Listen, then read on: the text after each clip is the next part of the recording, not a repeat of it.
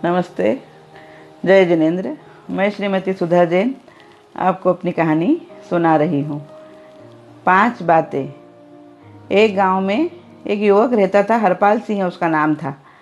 तो उसकी पत्नी और माँ बच्चे सब थे, लेकिन गांव में रोजगार का बराबर साधन नहीं था, इसलिए उसने शहर जाके कमाने की सोची। अब गांव में ही एक बूढ़े व्यक्ति रहते थे, वो बहुत ज्ञानी थे।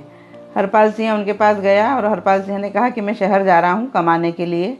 बूढ़े ने कहा कि तुम जा रहे हो तो मेरी 5 बातें हैं, वो तुम जीवन में ध्यान रखना। पहली बात उन्होंने बोली कि जो भी तुम्हारा भला करे उसकी बात मानो। दूसरी बात उन्होंने बोली कि कभी किसी का दिल दुखाने वाली बात मत बोलो। तीसरी बात उन्होंने बोली कि हर एक काम ईमानदारी से करो। और चौथी बात उन्होंने बोली कि बिना योग्य बने किसी से बराबरी का दावा मत करो। और 5वीं बात उन्होंने बोली कि जहाँ भी कहीं ज्ञान की बातें मिले उसे ध्यान से सुनो। तो हरपाल सिंह ने बूढ़े की ये 5 बातें बिल्कुल गांठ बांध ली और शहर की ओर चला।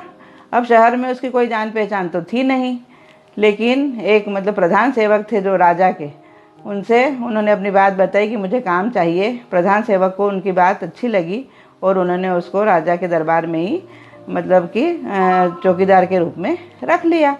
अब हरपाल सिंह वहाँ काम करने लगा।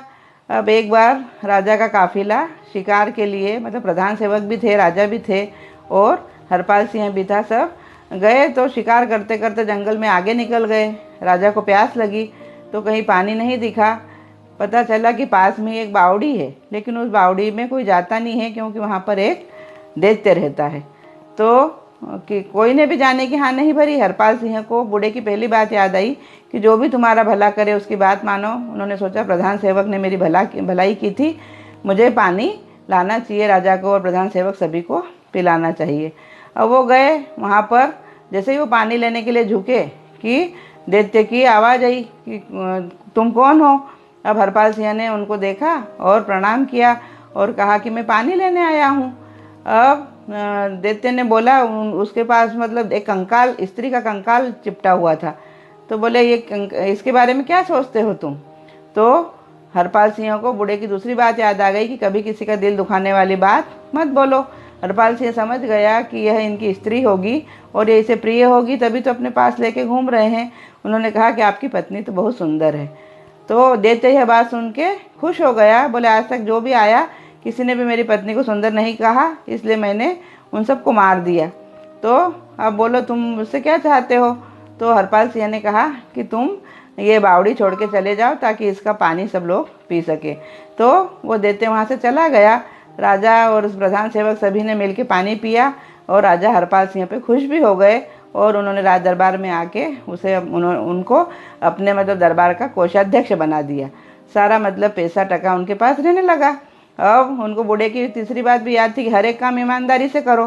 तो वो सब अपने काम ईमानदारी से करते। अब जो दरबारी थे वो दूसरे को बोले, हरपाल सिंह को बोला कि तुम इतनी ईमानदारी से क्यों काम कर रहे हो, और तुम तो कुछ पैसा सब ले लो और अपनी पत्नी बच्चों सबका भला करो।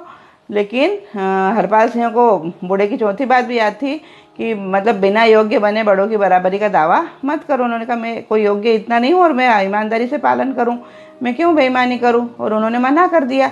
अब वो दरबारियों ने जाके राजा जी को भड़का दिया कि हरपाल सिंह तो कोई ढंग से काम नहीं करता है, गबन भी करता है। और इस तरह से राजा को गुस्सा आ गया। राजा ने सोचा कि हरपाल सिंह की इतनी हिम्मत, उन्होंने सोचा कि इसको मरवा दिया जाए।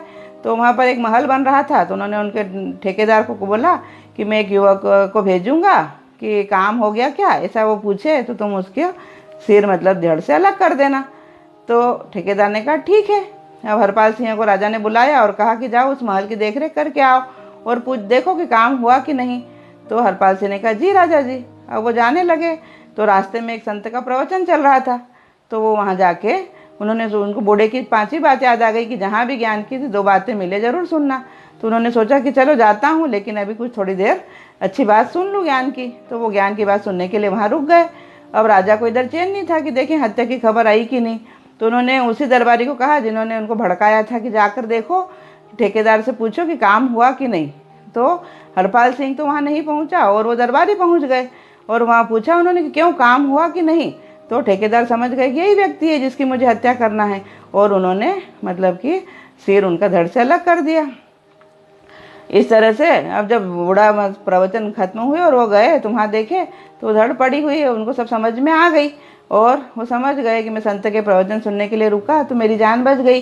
और उन्होंने आके राजा को सारी बात समझाई और राजा को मतलब उनकी बात सुन के अच्छा लगा और राजा ने उनको मंत्री बना लिया। और इस तरह से बूढ़े की 5 बातें मानने से हरपाल सिंह का जीवन सफल हो गया और वो सुखी जीवन यापन करने लगे।